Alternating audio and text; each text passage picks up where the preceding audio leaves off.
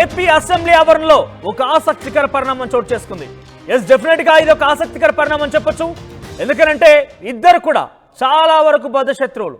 ఒకానొక సందర్భంలో నువ్వెంత అంటే ఆ పెద్ద ఎత్తున ప్రచారం కూడా జరిగింది. నువ్వెంత అంటే నువ్వెంత, లేకపోతే పార్టీ నాదంటే నాది, నేనే ప్రారంభించాను వరకు కూడా అంతటి చర్చ జరిగింది. ఆషేమాష్ చర్చ కాదు, ఏకంగా పార్టీ మారారు ఒకరు, ప్రస్తుతం ఎమ్మెల్యే కొనసాగుతున్నారు. సో నేను చెప్పబోయేది రఘురామకృష్ణంరాజు జగన్ సంబంధించినటువంటి అంశం. సో వారిద్దరు కూడా పరస్పరంగా ఎదురుపడ్డారు. సభా ప్రారంభానికి ముందు జగన్ దగ్గరికి వెళ్లారు ఉండి ఎమ్మెల్యే రఘురామకృష్ణంరాజు. జగన్ను పలకరించి మాట్లాడారు రఘురామకృష్ణంరాజు. జగన్ రఘురామకృష్ణంరాజు మధ్య కొన్ని నిమిషాల పాటు చర్చ కూడా జరిగింది. జగన్ చెవిలో రఘురామకృష్ణంరాజు ఏదో చెప్పారు. ఆ వెంటనే సీరియస్ గా రియాక్ట్ అయ్యి జగన్ ఇటీవలే జగన్ పై కేసు కూడా పెట్టించారు రఘురామకృష్ణంరాజు. సో ఈ నేపథ్యంలోనే జగన్ సీరియస్ గా రియాక్ట్ అయ్యారట. సో ఏం రియాక్ట్ అయ్యారు, కృష్ణంరాజు ఏం చెప్పారు ఆయనకి, ఇవన్నీ విషయాల్లో కూడా కొంత ఆసక్తి రేపుతోంది. వైసీపీ హయాంలో తన అరెస్ట్ సమయంలో దాడి జరిగింది. రఘురామకృష్ణంరాజు ఫిర్యాదుతో జగన్ పై కేసు నమోదు చేశారు. నాన్ బెయిలబుల్ కేసు కూడా నమోదైంది. ఈ నేపథ్యంలోనే జగన్తో రఘురామకృష్ణంరాజు ఏం చర్చలు జరపారన్న దానిపై ఆసక్తి రేపుతోంది. ఇద్దరు ఏం మాట్లాడుకున్నారన్న దానిపై ఉత్కంఠ రేగుతోంది. దీనికి సంబంధించి అసెంబ్లీ ఆవరణలో ఉంచిన ప్రతినిధి కృష్ణమోహన్ అందుబాటులో ఉన్నారు. కృష్ణమోహన్, సో రఘురామకృష్ణంరాజు ఇటీవల కాలంలో తనను అరెస్ట్ చేసినప్పుడు తనపై దాడి జరిగింది అంటూ కూడా ఒక కేసు నమోదు చేశారు. దాంట్లో A3గా జగన్మోహన్ రెడ్డిని జోడించడం చూసాం. జగన్మోహన్ రెడ్డిపై కూడా కేసు నమోదైంది, నాన్ బెయిలబుల్ కేసు నమోదైంది. సో దీనికి సంబంధించి వారిద్దరు మరి ఏం చర్చ జరిగింది, వారిద్దరు పరస్పరంగా ఎదురుపడ్డారు, మాట్లాడుకున్నారు. రఘురామకృష్ణంరాజు జగన్మోహన్ రెడ్డి చెవిలో ఏదో చెప్పారంటే కూడా ప్రచారం జరుగుతోంది. సో ఏం జరిగింది, ఏం మాట్లాడుకుని ఉంటారు బహుశా? మనోజ్, ఏం జరిగింది, ఏం మాట్లాడుకుంటున్నారు అనే సమస్య అయితే మనకి చూడడం తప్పితే అక్కడ దగ్గర ఎవరు అయితే ఈరోజు అసెంబ్లీలో మాత్రం చాలా ఆసక్తికరమైన అంశం అయితే జరిగింది మనోజ్. బేసిక్గా వైసీపీ ఎమ్మెల్యేలు ఎమ్మెల్సీలు అందరూ కూడా లోపలికి వెళ్ళారు. అప్పటికే గవర్నర్ తన ప్రసంగాన్ని ప్రారంభించారు.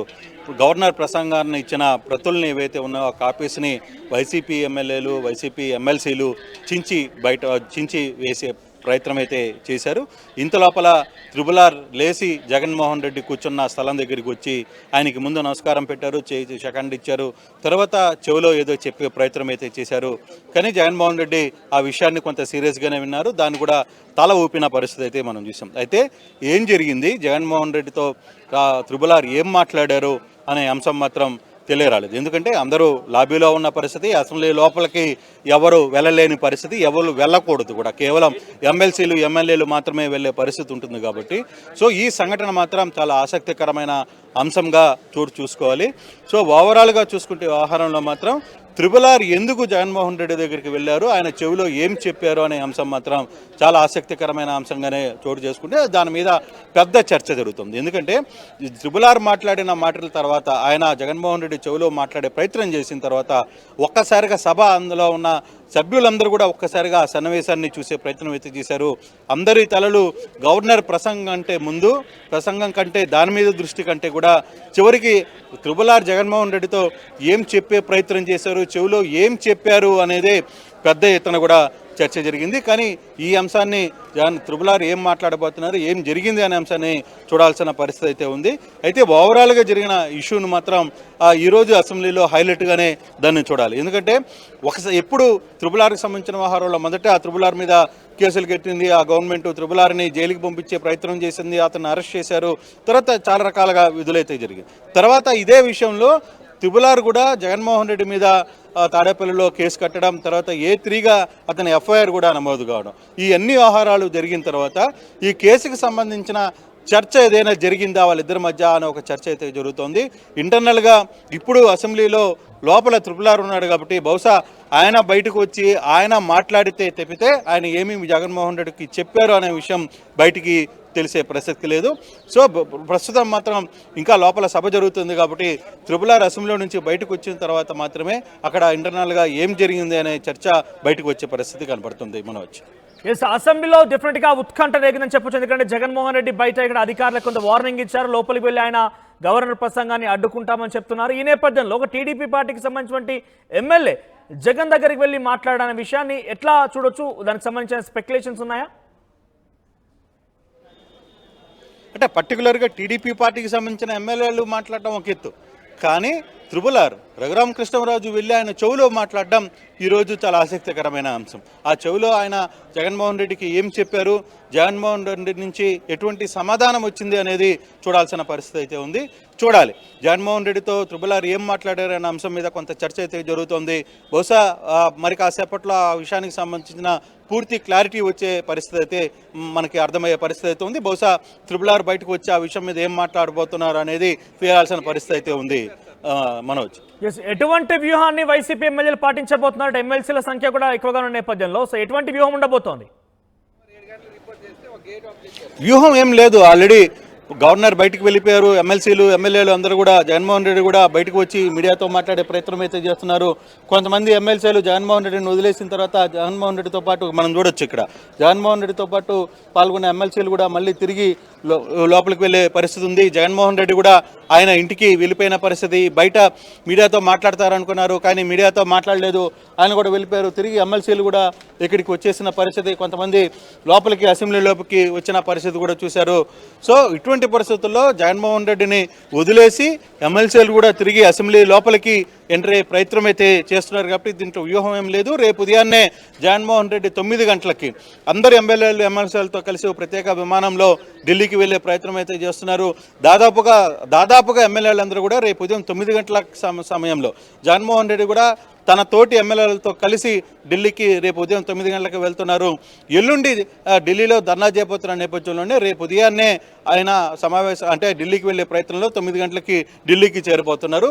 అదే రేపు యాక్షన్ ఆఫ్ ప్లాన్. రేపు ఢిల్లీలో వాళ్ళు ఎవరెవరిని కలుస్తున్నారు, ఎంతమంది మద్దతుని కూడగట్టుకుని చేస్తారు, ధర్నాకి ఎవరు మద్దతు తెలుపుతారు అనే అంశాన్ని వేచి చూడాల్సిన పరిస్థితి అయితే ఉంది. మనోజ్, రైట్ కృష్ణమోహన్. సో మొత్తం మీద జగన్మోహన్ రెడ్డితో ట్రిపుల్ ఆర్ అసెంబ్లీ ప్రాంగణంలో అసెంబ్లీలో చెవులో వచ్చి మాట్లాడారట.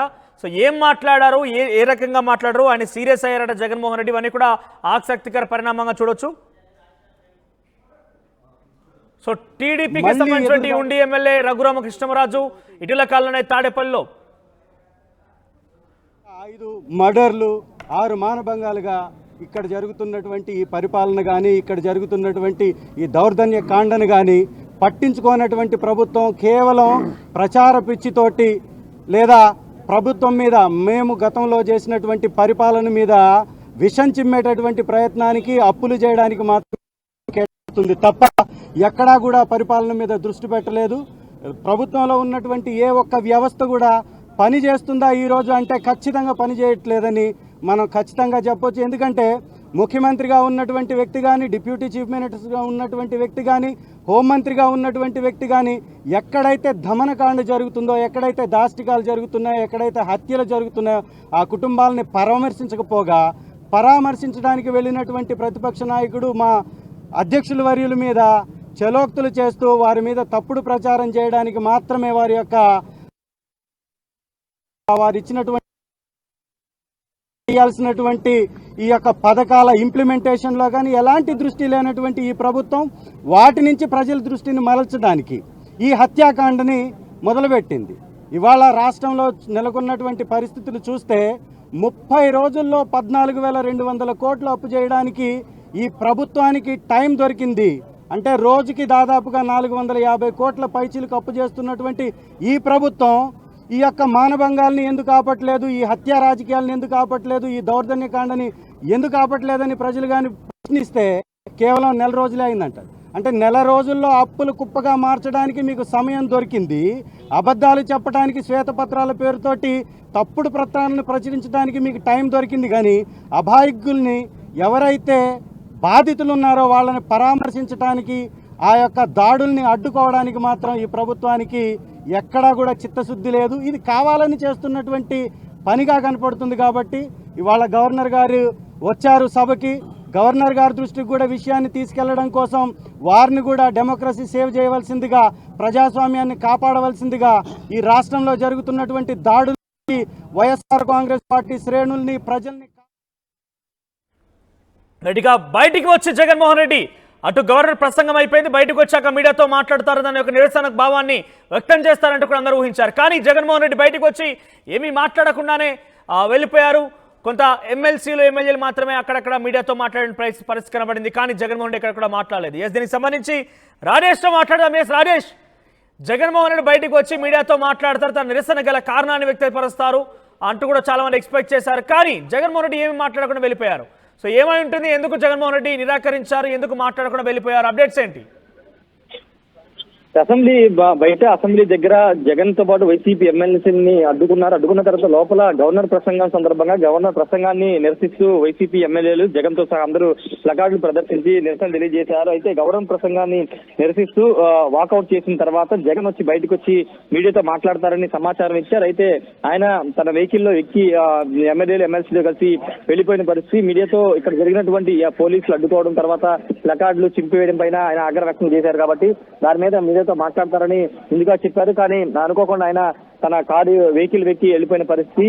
రేపు ఎలాగో ఎల్లుండి ఢిల్లీలో మాట్లాడతారు కాబట్టి అప్పుడు నేరుగా అక్కడ మాట్లాడతారనేది వైసీపీ వర్గాలు చెప్తున్నాయి. ఇక్కడైతే మీడియా పాయింట్ వద్ద మాట్లాడతారని చెప్పినప్పటికీ ఆయనైతే మాట్లాడలేదు. ముఖ్యంగా ఆంధ్రప్రదేశ్ లా అండ్ ఆర్డర్ శాంతి భద్రతలు పూర్తిగా నశించిపోయాయి, ప్రజాస్వామ్యాన్ని పరిరక్షించాలంటూ నినాదాలతో ప్లకార్డులు ప్రదర్శించిన పరిస్థితి అయితే ఉంది. అయితే ప్రస్తుతం జగన్ అయితే వైసీపీ ఎమ్మెల్యేలు ఎమ్మెల్సీలు మాత్రం మీడియా ముందుకు వచ్చి మాట్లాడుతున్నారు. ఖచ్చితంగా ఈ పోరాటాన్ని కొనసాగిస్తాము, కూటమి నియంతృత్వాన్ని అడ్డుకుంటామని కూడా వైసీపీ ఎమ్మెల్యేలు ఎమ్మెల్సీలు చెప్తున్నారు. జగన్ మాత్రం మీడియాతో అయితే మాట్లాడలేదు. ఇంతకుముందు అంటే గేటు వద్ద అడ్డుకున్న సమయంలో ఆయన కొంత పోలీసుల తీరును నిరసిస్తూ పోలీసుల పైన ఆగ్రహం వ్యక్తం చేశారు. ఎల్లకాలం ఒకే ప్రభుత్వం ఉండదు, జాగ్రత్తగా ఉండనంటూ పోలీసుల మీద ఆయన హెచ్చరికలు జారీ చేసిన నేపథ్యం కూడా చూసాం. తర్వాత అసెంబ్లీ లోపల కూడా ఒక ఆసక్తికర పరిణామం చోటు చేసుకుంది. RRR జగన్మోహన్ రెడ్డితో కలిశారట. జగన్మోహన్ రెడ్డి చెవిలో RRR ఏదో చెప్పారట. సో ఈ విషయాన్ని అటు వైసీపీ ఎమ్మెల్యేలు కానీ ఎమ్మెల్సీలు కానీ ఎవరైనా బయటకు చెప్పారా? ఎమ్మెల్యే ఏమంటున్నారు దానికి సంబంధించి RRR ఈ రకంగా చెప్పారని కానీ జగన్మోహన్ రెడ్డి రియాక్షన్ కానీ ఎమ్మెల్యే ఎక్కడైనా చర్చించారా?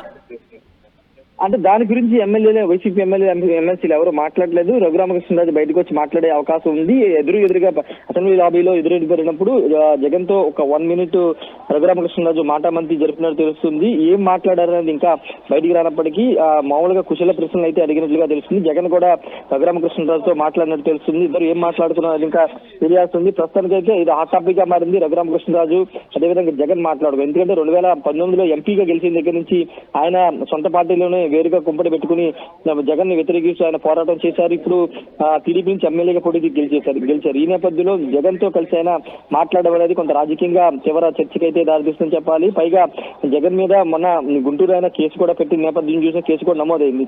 ఇలాంటి తరుణంలో జగన్ తో రఘురామకృష్ణరాజు మాట్లాడడం అనేది కొంత ఆసక్తి పరిణామంగానే చూడాలి. మనోజ్. రైట్ రాజేష్.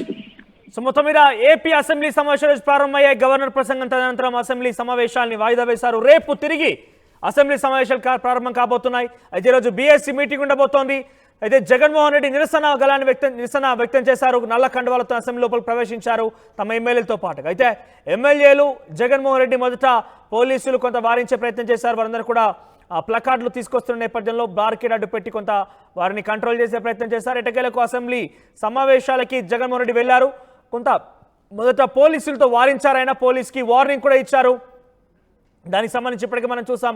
అయితే అసెంబ్లీ లోపల ఒక ఆసక్తికర పరిణామం చోటు చేసుకుంది. ఉండి ఎమ్మెల్యే రఘురామకృష్ణరాజు జగన్ దగ్గరికి వెళ్ళి తన చెవిలో ఏదో చెప్పారట. తర్వాత జగన్ సీరియస్ అయ్యారట. ఇటువంటి ఆసక్తికర పరిణామం చోటు చేసుకుంది. సో అంతా కూడా ఒకసారిగా ఆశ్చర్యం గురయ్యారు. అక్కడ గవర్నర్ ప్రసంగానికంటే కూడా ఇదే స్పెషల్ అట్రాక్షన్గా నిలిచినట్టుగా తెలుస్తోంది.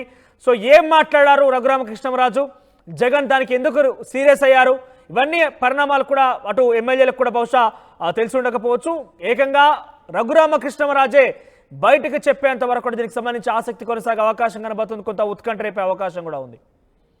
ఒకసారి జగన్మోహన్ రెడ్డి పోలీసులతో వారించిన తీరు, పోలీస్ అధికారికి వార్నింగ్ ఇచ్చిన తీరు మరోసారి చూద్దాం. ఎమ్మెల్యేల దగ్గర నుంచి ఎమ్మెల్సీల దగ్గర నుంచి ఇలా పేపర్లు గుంజుకొని లాక్కొని మీ ఇష్టం వచ్చినట్టుగా చింపే కార్యక్రమం చేసే అధికారం ఎవరిచ్చారు? మధుసూదన్ రావు, గుర్తుపెట్టుకో, ఎల్లకాలం ఇలా మాదిరిగా ఉండదు. ప్రజాస్వామ్యంలో ఉన్నాం మనం. నీ టోపీ మీద ఉన్న సింహాలకు అర్థం ఏమిటో తెలుసా? అధికారంలో ఉన్న వాళ్ళకు సెల్యూట్ కొట్టడం కాదు, ప్రజాస్వామ్యాన్ని కాపాడడం కోసం మీరున్నారు. గుర్తుపెట్టుకోండి.